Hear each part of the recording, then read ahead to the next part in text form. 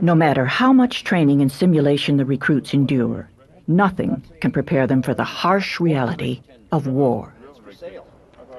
For these former servicemen, all veterans of World War II and Korea, the return to Esquimalt brings back many vivid memories. Well, the war had been on for a couple of years, and I was in high school, and I finished grade 11, and I'd say most of my classmates joined up, so I decided it was time for me to join. And I had to get permission from my mother due to my age, and I went down in Vancouver at a place called Discovery and joined up. And about a week later, my mother got a phone call. I'll always remember this. My mother got a phone call from the recruiting officer saying that she was to have her son Norman down at the CPR station to take the train to Halifax. And she says, "You can't take my son." And the poor officer said, "Well, I'm sorry, ma'am, you've already signed him up."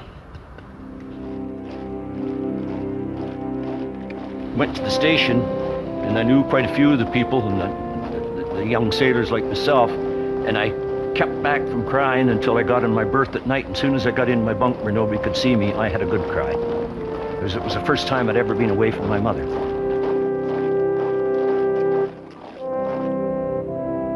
Obviously, when you're living in very close quarters, it was a case of looking out for yourself first, or there wouldn't be any food left for you, mate, because in those days there was no cafeteria system. And if you were on watch and came down and it was all gone, or a little bit was left in the warming cabinet, that was it, mate. You didn't eat till the night, until it was your turn to be cook of the mess. You live in a very confined area in a ship. There was probably about 115 people living in that forward upper mess deck where I lived. And they're your friends. You worked with them, you went ashore with them, you ate with them, you put your foot in their breakfast in the morning and you out of your hammock. It was terrific. It was a great life.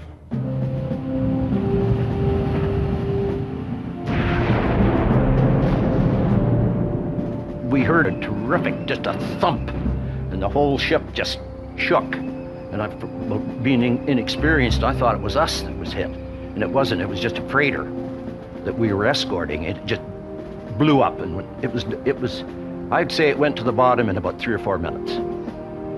And I don't know if there was any survivors, because we never really hung around to find them. We could hear people in the water screaming, and we just kept going, because it would have been too dangerous to stop and pick them up, and there was flames and smoke, and as a first experience, it was awesome. It was something I remember to this day. But that was only the beginning. As I found out later, that was the beginning. We were all young people, too. I mean, even the captain of the ships were, say, if a captain was 28 or 29, he was old.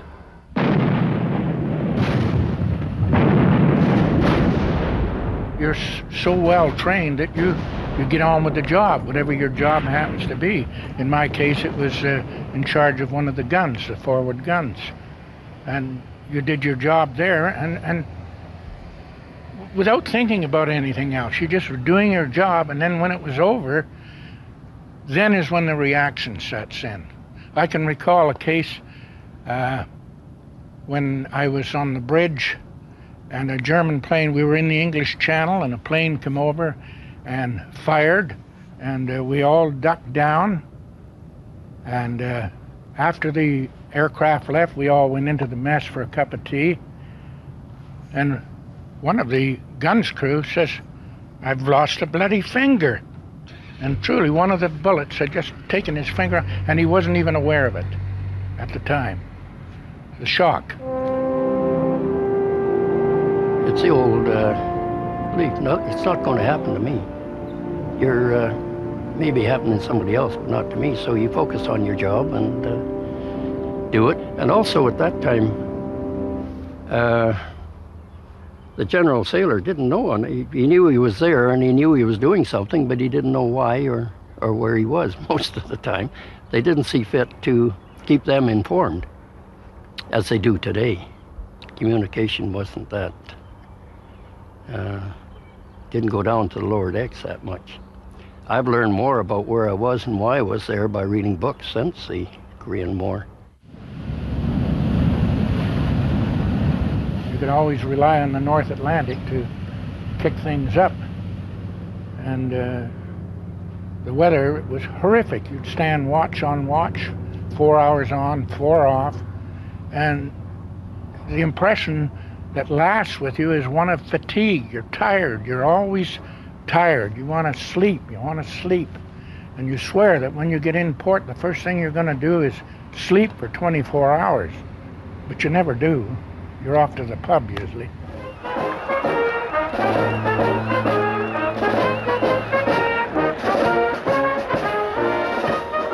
It was a wonderful feeling when you returned to harbor, especially when you come in here and go by the Sluting Basin, and your wife and family would be on the jetty waiting for you. Wonderful feeling.